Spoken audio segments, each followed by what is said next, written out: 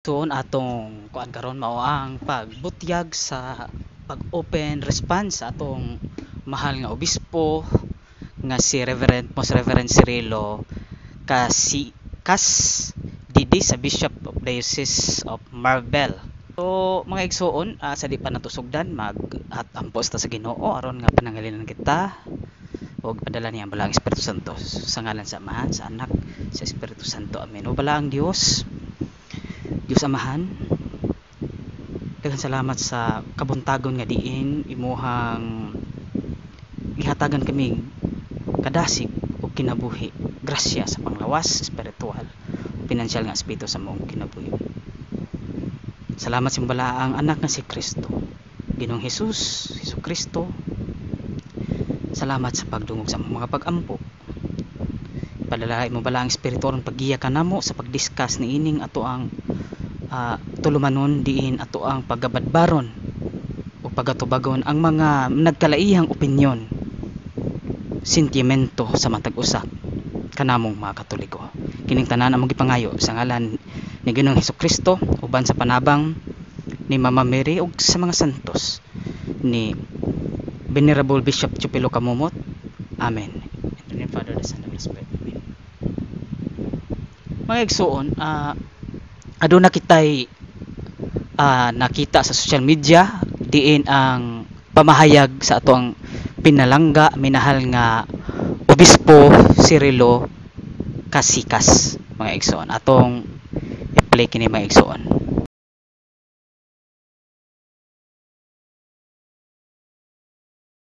Ang kaluwasan sa ang kaluwasan sa paubison sila, ang kaluwasan sa pobre patason sila, sa laing-laing pagi giluwas kitang tanan. Ingana unta ang atong pagdaog. Yes, klaro man na mga sakto ning giingon ni Bishop Kasikas nga naglaom ta no kay sa ato ang magong doktrina simbahan, atong kaluwasan ato na nadawat past nya, nadawat na to present ug madawat na to in the future. So dili man ta ingon nga pareha sa ubang relihiyon nga once save always save, kay atong salvation man god ma-lost no. Gani sa ilaha tingala ko silang doktrina kay naay mo backslider pero once save always save no.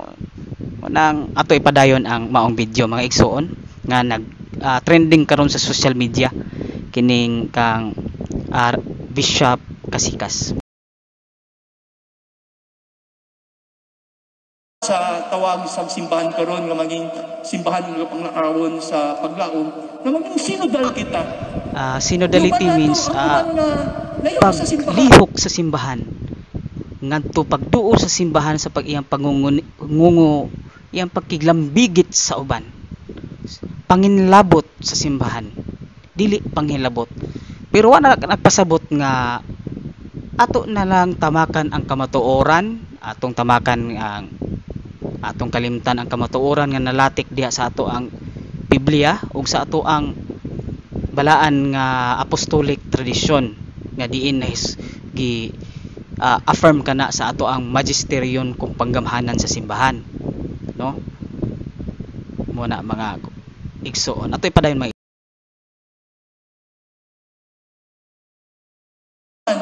nga walay tingog sa katilingban. So mga lahig relihiyon mo adto ta no, mutabang ta pagdunita mo nang natay respeto nila no, mo nang panawagan po nato sa mga Catholic apologists, sa mga CFD, mga ArcPhil, si Flam, mga St. Peter's Men, CCM, daghan pa to nga mga grupo no. So atong ipakita ang gugma, atong ipakita ang kuan, pero di nato ikalikay nga kitang mga Katoliko uban kita gigiun nagbuli mo nang uban nga di pa anad pod sa kokabildo diha sa publiko, mubawas pod og kuan mo nang sabtan lang po na ninyo Bishop kay kita may giunhan god. Unsa man si Kristo gani nasuko sa atong didto sa money exchange didto nga gibuhat sa templo. O ang kanang pero dapat constructive man ang majority sa mga CFD ug ang mga CFD no wa gyud na sweldohi ninyo bishop no wala no wala sweldohi pero nagkadaghan ang laing pikas pod nga sa social media ako natanawon ang SDA nagkadaghan kay daghag sweldo no wa kan namin panamini ko na bishop no atoy padayon iyang kuan kay aron i-open later ba aron nga synodality sa uban relihiyon wa ka nag synodality sa mga CFD sa mga Catholic apologists unaw na ako na bishop tubaga lang na bishop palihog bishop sige atoy padayon mga igsoon na kung iniduol niya nga batanon siguro kaila ko na nga batanon usa ni siya ka member pod sa CF Lamp usa ka nagtuon dili ko sure ha mga igsoon pero nakoy nakuan magun nga taga Jensen nga maayo pod nga mga batanon kauban nila ni Brother Stalwart o ni Brother Ritabs nagtuon pod siya sa pagkakanon lawyer no masing bigo kuno sila ning Bishop Kasikas niduol kuno niya bata masig kuan ni iyang nakuanan nga CFD ug iyang gipangutana kuno siya atoy padayon naulaw siya nahadlok pero ato nakita nga kuan gid sila no nga nang sa daan na silang kaila daan na silang amigo so maulaw lang siya dani nga topiko munang iyan ning gi kuan mga igsoon no yan ni pagawas ko lang kuno ang batanon nang isog nang utana murag sisaki ingon niya sa ako Bishop tinuod ba kuno nga ginabawal ang CFD sige unsay tubag ni Bishop be atong kunon be yun ako dili man gid absolute nga ginabawal dili kuno absolute nga ginabawal usa ra man day Bishop ay pero ginadiscourage na to tungod sa ilang pamaagi sa pagtratar sa ubang i-discourage ko no asa na may mong synodality Bishop asa naman karon no asa naman karon kay tungod kuno sa atake mula gina dili na to kalikayan pod nga ang uban mga Katoliko nang gi-edit kay una-una man po nig-edit ning mga tagalain relihiyon kay ni Bishop sa una sa bag-o pang Facebook gambay ra kayo may CFD ang daghan gyud nga akong kauban diha taga Davao sila ni Brad Labastro si Brad Eric Romero taga Davao gyud akong kuan gamay ra kay hantod karon nalipay gani ko kay tungod sa CFD tungod sa social media nagkadaghan labi na mga generation Z kunay mga diferensya sa mga kuan nganong dili nato sila i-approach nganong dili kamuduol nila Bishop ug imo sila ipatawag imong i-guide na lang hinuon akong pangutana nag-guide kanila naman kay synodality ka na baka nag-guide ba kanila imo ba ning ipatawag nga grupo aron magayran aron dili malikayan ning mga inani kay sakto man ka Bishop nga naagi mga kuan sakit diha mga sakit diha nga kuan punting sa atong mga igsuon pod nga CFD sa uban lang giunahan man po na sila laliman bag ignan kag anak ta sayawa anak kuno sayawa ni CFD wa gani sweldo ikaw nga sweldado ang kana imong kaatbang pastor ang CFD wa gyud piso bisag kuan bagto sa debate wala gyud piso kuan ra panalangin nas pare no wa gyud piso katambag ikatunol pero kanang kontra namo ana ila na suportado na simbahan may paggamiton nimong synodality Bishop sa CFD pod sa mga CF Lamp sa uban nga Catholic apologists aron imo silang magayran ngano man no naaman diri sa atong CCC mga igsoon no na the task of giving an authentic interpretation of the word of God whether in the written form or in the form tradition has been entrusted to the living teaching of office of the church alone. Its authority in this matter is exercised in the name of Jesus Christ. This means that the task of interpretation has been entrusted to the bishops in communion with successor of Peter, the Bishop of Rome. Paragraph 85 na siya. So munang nakuan ko nimo Bishop nga ano, imo na lang i-guide. Di kay at imo pa hinunggi atake nagsinodality ka sa protestante niya sa mga CFD wala. Ako pangutan-on to ka bishop, kanus amang ka nakapa isnak sa mga CFD dia. Be, tubaga ko no. O tubaga sa imong konsensya, basig mas nakapa-isnak pa ka sa mga pastor. Be. Ana isnak na ha. O, di kay kuan na hinon imbis nga imong i-guide giimportagaan pa okay maghapon ng panag-ambit na to sa ubang relihiyon aron nga magkahiusa tamo nang naatay ginatawag nga friendly discussion. Pero sa akong experience bishop, majority sa akong debate friendly gina siya, pero na ako'y pastor nga gibuli ko. Ako gi giwaswasan og sa debate namo sa larawan. No ni adto siya sa akong Facebook do gibutangan nag Bible study mi sa kuan niya gibutangan ni repent. No? Unsa ka bully ka nga pastor? Walay respeto. Unang nagdebate mi sa Cagayan, ingon nangutana tong spiritual director namo nga unsa man ni imong iskuan, unsa man ni nga klase, unsa man ni friendly o not friendly ko nga. Nang bully gini padre, ako gini waswasan singa ayaw na lang mong microphone. Naa sa Facebook. Wala na lang ay na sa Facebook, sa YouTube, wala na lang mi nag microphone. Pero nakakuha may kumpleto mi tanan o mga kuan. No, naam goy bully. Ang realidad sa tao, nagyod gani si San Pablo gi-rebuke. Rebuke niya si San Pedro. Natural ra gyud kana. No? Atoy padayon. So dapat ikaw maghatag giya interpretasyon aron kuanan kay unsaon man gyud.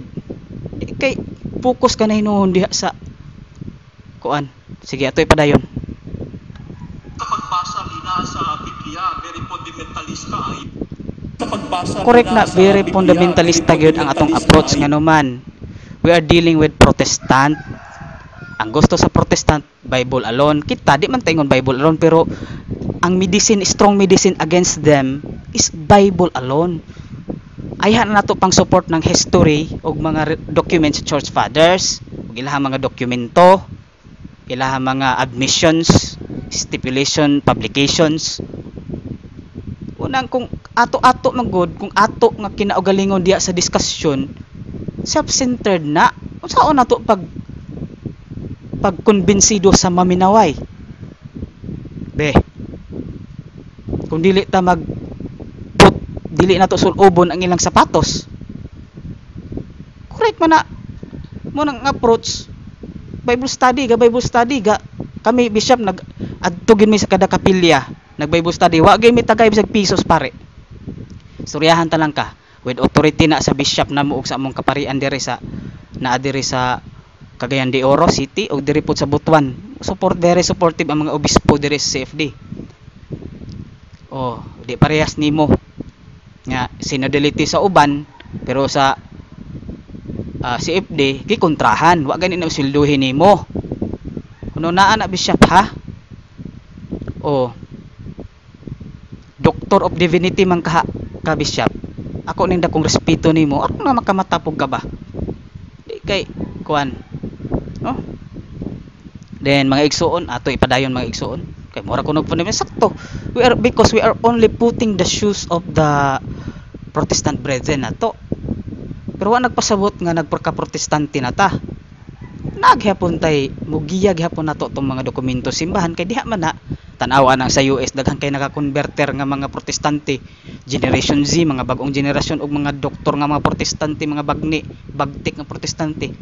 Tungod kay Bible alone sila nya ni kuan man sila nganong inani man ni unsa may nakita man nila pod sa mga church fathers nga atong pagtuo, atong practices.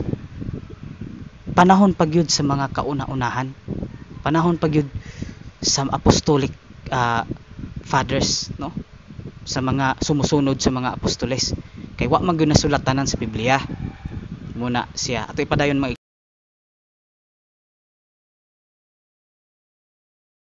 ug usahay na sila ginasulti nga tudlo sa simbahan sa kulang kuno sa tornilyo gamay.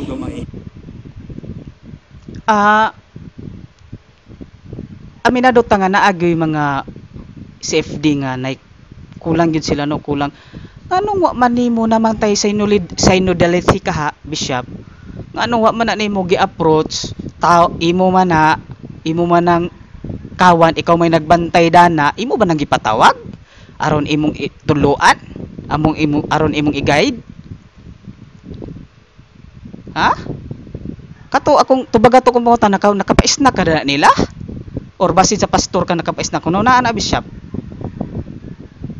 Kay wa gyud ang CFD gyud, wa gyud kuan, naglihok mi sa grasya. No? Naglihok mi sa grasya, bishop. Among giserbisyuhan Dios gyud no ang simbahan, kay mo ni ang tinukod ni Kristo. Naglihok mi sa grasya. Way sweldo pero nagkadaghan ang CFD. No, ang sa Pikas, SDA nagkadaghan pod sila. Pero mas daghan din ang CFD di social media, pero ang SDA magud nice sweldo. No? Ana ba? So ato ipadayon.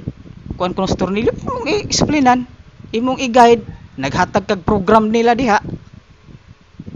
Kay imong gibug-atan ang synodality sa lain didto sa lain tinuhuan noon.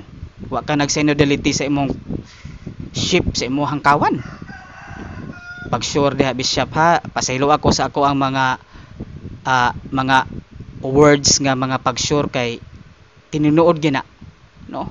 Pag sure, i-sure imong kagalingon, pag ampo sa Espiritu Santo. No? Padayon ta mga igsoon. Kulang ko no sa tornilyo. Imo i-guide. Imo i-guide. No, di kay imo na lang hinong ipalayo. Unsa may imong gibuhat aron mapaduol sila nimo, imo silang mag-guide? Gikataw-an nimo pareha karon. Nakatawa ka. Pero ang pastor imong gipa kuanan. Okay na may mga pastor pod nga honest gyud no. Pero ana po yung pastor nga bully. Motoy mong ganahan. O sige ato ipadayon mag problema, no? Ang problema nato. So, ang importante nga kita, no? Nga maningkamot kuno kita nga ang Katoliko kuno dili kuno ma-prove nato nga tama kita. Asa bay asa man nga panudlo nimo bishop? Asa may basihan nimo dani? No? Pwede man ta mo tudlo nga tama kita in constructive and friendly manner. No? Pareha na sa atong gibuhat sa majority sa mga CFD, constructive. Pero kung bahusan lagi pud taog ang mga CFD og bully na may magsip brother sok nga buutan gyud kayo. No, waswasan pod gyud lagi. Pero katong mga igsuon nato nga mga pastor, to isuon nga mga uban nga mga buutan, minutan po nato. Pero ikaw isip obispo i-guide nimo me. Kay di na kuno kinahanglan. So, nga kitay sakto. Sayop gyud gada na bishop. Kay imantala gyud ang maayong balita imong ipamantala ang daotang balita na gyud, pasilo ako sa term. Daotang balita kanang imuha. No? Kuno na ako no. Atoy padayon.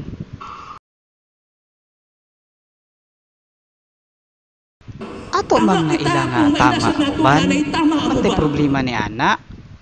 Gani si the Catholic Faith Defender igo rata nagdepensa. Pero a good defense is also a good offense. Munang ayaw kuan nga di na lang punta magmantala nga sakto kita. Grabe naman gani ang pag-abuso sa mga protestante, mga anti-Catholic. Tungod kay nagkadaghan ang mga Catholic apologists, nagkahinay na pod kay antay daghan ubay-ubay na gyud karon no, atong igsong protestante nga mga buotan no, dili mga take. Kung mo kuan man constructive ilang pangatake, dili sakit sa atoa, inana man pud ta. Daghan man atong mga igsuon nga mga kuan no, ganahan pud nila. Gani dili kay muna akong ganahan, for example akong debate ni Pastor Rian Fuentes buutan no, okay ra. Na ba? Nagani unta koy kadibate nga didto pa nako patulgon sa balay, ako pay mo plite. Ready na unta. Oh. Tungod kay naahan pa nag inigsuunay managlahi magbaruganan, apan gipatibabaw ang panag-inigsuunay. iyang gimantala iyang unsay matuod, iya to pong gimantala sa Katoliko kung unsay atong matuod. Bahala na ang mga publiko maminaway ang mga katawhan nga mo mga mo judge. Di kay kuan imo na hinung di na hinung ang ing buot nimo kuan di na lang ta mo kuan nga kitay tinuod in constructive way nga di na lang pud ta mandaot sa uban ana ba. Unsa may example sa constructive way pag ingon ka nang natay madunggan sa atong igsuon nga mga laig relihiyon nga why relihiyon makaluwas. Ang constructive nga pamagi sa pagtubag na nga igsuon sakto ka pero kulang naon mo na constructive way. Nganong kulang man kay ang relihiyon nga katong relihiyon ni Kristo makaluwas ka to. So dili sila sakitan kay sakto siya pero kulang. Naon ba bishop ba? Di kay mag kuan ka patong padayon. Kaysa maingon mo nga kita tama kanang Trinitarian tama man na sila. Pero naa nato ang kinatibuk-an sa kamatuoran bishop wala kabalo na. Pero kani atong grasya sa kamatuoran nag-apaw ni siya ug naapod na sahod sa uban. Nailahang kamatuoran gihapon. Pero dili kinatibuk-an kay kita ang source sa kamatuoran, kay kita ang gibilinan nga simbahan. Kita ang tinuod nga simbahan ni Kristo. Ang atong grasya nag-awas-awas lang. O muna ang atong mga igsong protestante naka-receive usab niya ng grasya ha. No? Kay blind naman sila. Blind naman sila sa whole truth. No? Sige ato ipadayon. Oh, ako na mali sa pagkatoliko kung kita ray tama. For example, kanang pag-ingon nato nga kita ang tinukod ni Kristo, tinuod man na. Ang atong igsong protestante, nakadawat lang sila sa grasya pod sa Dios. Kay wa man sila kahibalo sa kamatuoran. No? Padayon na to.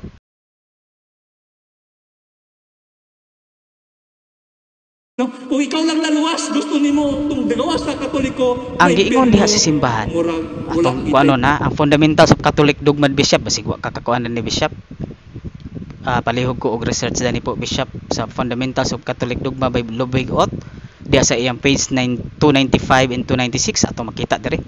Body and soul of the church, while the Holy Ghost, Holy Spirit ni siya karon sa Old English magagamit na ni Dr. Ludwig Ott, is the soul of the church, the lawfully organized visible commonwealth of the faithful is the body of the church, both conjointly from a coherent whole as do the soul and the body in man. 1 Corinthians 11:13. In one spirit we all baptized to one body. It follows from this that he who culpably persists in remaining outside the body of the church cannot participate in the Holy Ghost and the life of grace affected by him. No? St. Augustine says only the body of Christ lives from the Spirit of Christ, whilst thou then live of the Spirit of Christ, then be in the body of Christ. The Spirit does not pursue a separate member.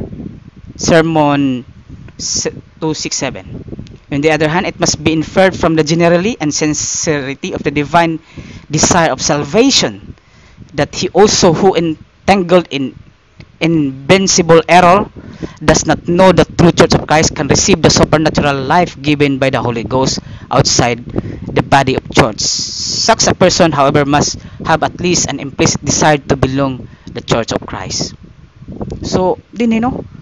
Ato gimakuanan nga dili gyud makakuan ang grasya niya diha kung nakabalo siya sa kamatuoran. No? Pero kung wa siya kabalo sa kamatuoran, maluwas siya apan kinahanglan gyud niya nga na sila sincere desire.